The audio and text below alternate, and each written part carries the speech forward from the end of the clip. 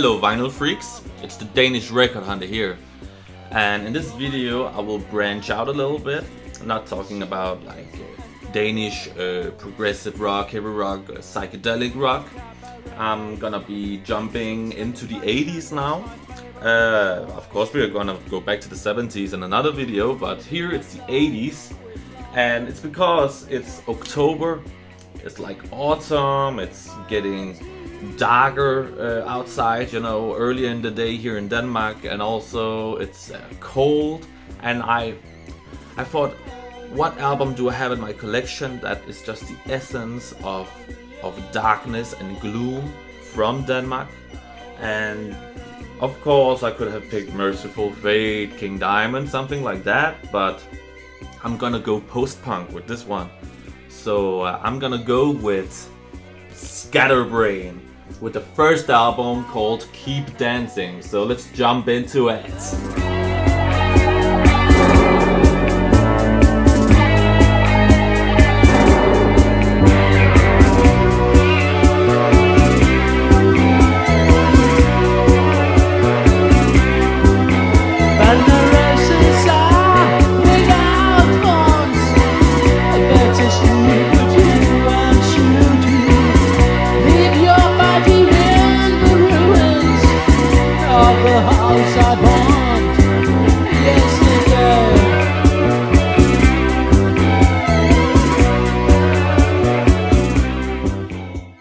What we have here is, in my opinion, a masterpiece of post-punk, and you know, if you're talking international post-punk or national here in Denmark, you know, I think this one is just like doing it for me.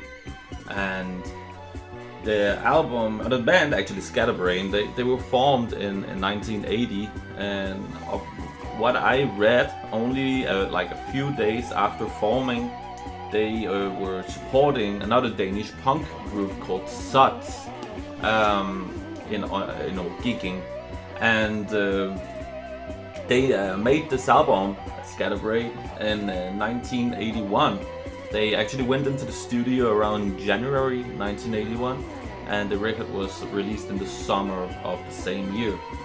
And the record was recorded in the Karma Studios, which was owned by Thematic. I've been talking about him in some of my earlier videos. You know, he was like in the early 70s, he was playing like psychedelic rock. It was like very hippie, and then suddenly he changed his style towards also like new wave and punk and post-punk, and he became quite central in like the punk movement in Denmark, because lots of punk bands and other weird, bizarre groups, they went to his studio and recorded their albums and singles.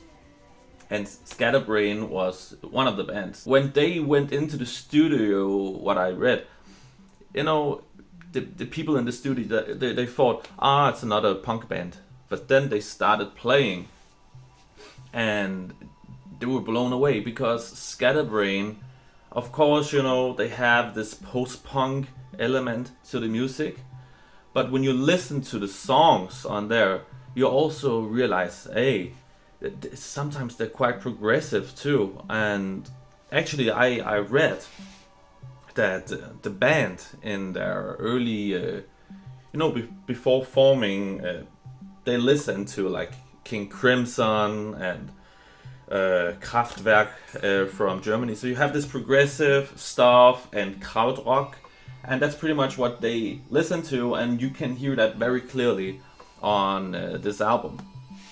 And it's just dark and it's gloomy.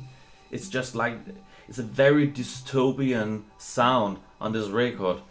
And you know, there's no drummer in the band, so it's like a drum machine on those songs, but I like it that way. You know, it's just a very dark album, and from the tracks that I really like here, there's like the opening cut, Neo Love Tango, very awesome track, and then there comes like Abnormal. That one damn, it's a song about alienation. You know, it's so depressive, and of course you also have Vatican reggae. Now that song is controversial, and Crosses of Verdun, I think it's called. And when moving to the B side, I have two of my favorite tracks on the B side, and one of them is Ice Age.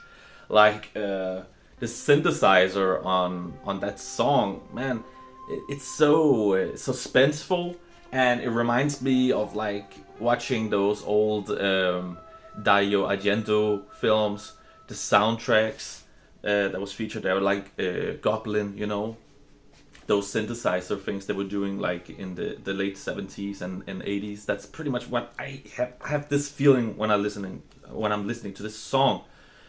And then also you have Insect Danger, you know, what a cool track, you know. It's just like it's such a, you know, paranoid track. I really like the lyrics, and the lyrics on this album is just like phenomenal.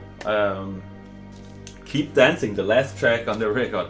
Now that one is not a dance track. No. That one is just another like hopeless track, and you better listen to it because it's so like demented. But of course, there's like this post-punk, like that's the foundation of the record. But then you also have the elements of like hard progressive rock. I think I hear that in a track like Insect Danger. You have like some very doomy stuff. Of course, this is not doom metal, doom rock, but there's some very like doomy, like you know, it's just like Judgment Day music, and you know, just very, you know, ominous, eerie music at times. Enough of me blathering about the music. Let's get to the samples. I want to show you how good this album is. So take a listen. Why leave this place and make life insecure? They love me, they say, but I've got a one-way in this room.